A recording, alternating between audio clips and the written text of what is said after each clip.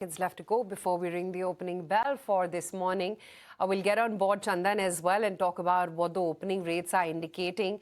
But yes, counting down, let's first see what the index rates settle in at, both the Nifty Bank as well as the Nifty, given the kind of aberration that played out on day one of the CAS move. There you go, the first trades coming in this morning. 0.5% lower, drifting a little bit more, but still holding on to that 24,600 level in trade. It's a sharper dip coming in for the Nifty Bank, while the Sensex is still mildly in the positive. So that divergence between the Nifty and the Sensex is still very much at play.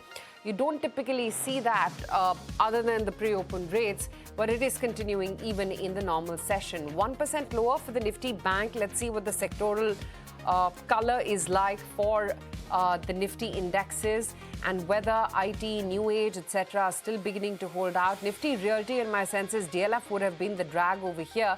We'll come to individual stocks in just a bit, but private banks, FMCG, IT, oil and gas, Nifty metals, defense, it's all a sea of red there. Having said that, fortunately, other than realty, you're not seeing any deep gashes emerge. Let's first start off with the Nifty composites. Let me check in on the Nifty Bank constituents first.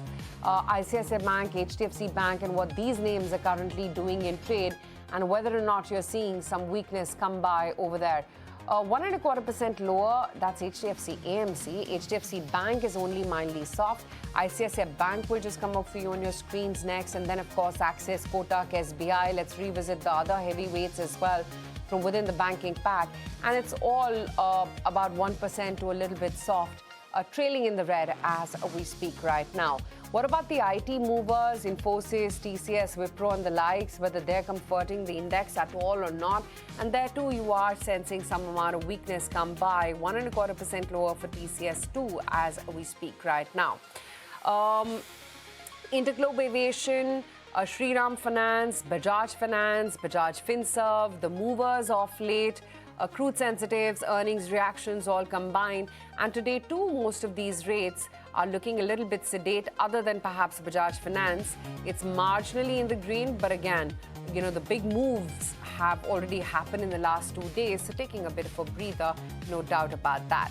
What about the advanced decline ratio? Given how impressive the market breadth was yesterday, is that being able to hold out or not? The advanced decline ratio will just come off for you on your screens.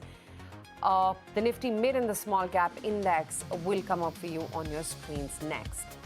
Let's check in now then on what's happening on LIC firstly. The government launching that OFS to pair up to that 6.5% stake, 8% lower for LIC, 394, given that the floor price was at 11% discount to yesterday's close. For DLF as well, it's a bit of a disappointing quarter. The pre-sales are lower by about 83% on a sequential basis, 2.25% lower for DLF as we speak.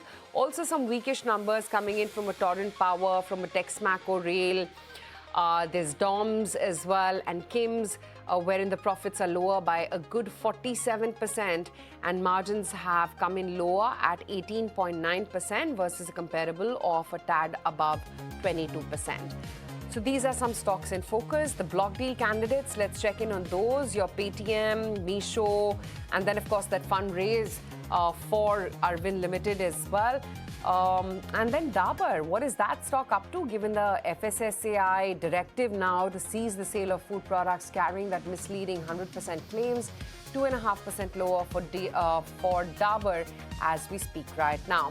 Good going then for SBI funds, Escorts, and we're going to be chatting with Bharat Madan as well shortly. They've raised their FY27 tractor industries outlook to now mid-single digit growth from marginal growth as well levels. So that, of course, is one stock which is in focus. Piramal Pharma has resumed operations at their Sanand unit after the flooding. Good numbers from IREDA. Gulf Oil has come out with good numbers. GE Shipping has, come out with good set of numbers. For KEI Industries too, it's turned out to be a beat, wherein the Q1 numbers are above estimates. And then also KEC International has bagged orders worth about 1,063 odd crore rupees. Good numbers from Sami Hotels, from a Thomas Cook, from a Stovecraft, and Kansai Nerolac as well, despite the volatility in crude prices, it's managed to hold out.